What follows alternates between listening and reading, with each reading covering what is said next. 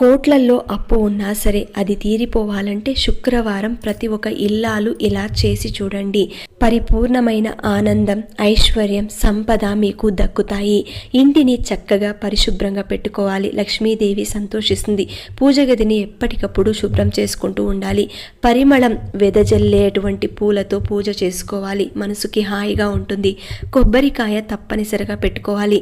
కొబ్బరికాయని శ్రీఫలం అంటారు. అంటే లక్ష్మీ ఫలం, అత్యంత స్వచ్ఛమైనది కాబట్టి దీన్ని ఇంట్లో ఉంచుకుంటే లక్ష్మీదేవిని ఆహ్వానించినట్టు అవుతుంది. ఇంకొకటి, కొబ్బరికాయని ఎరుపు రంగు వస్త్రంలో చుట్టి డబ్బు నిల్వ చేసే చోట భద్రంగా దాచి ఉంచుకుంటే మీ సంపద రెట్టింపవుతుంది. శుక్రవారం రోజున ఆవులకు గడ్డి తినిపించండి, బెల్లాన్ని తినిపించండి, నేతితో దీపారాధన చేయండి. ఇలా కొన్ని వారాలు చేసి చూడండి. మీ ఇంట్లో ఉన్న ఆర్థిక ఇబ్బందులన్నీ కూడా పూర్తిగా తొలగిపోయి ఆ లక్ష్మీ అనుగ్రహం కలుగుతుంది.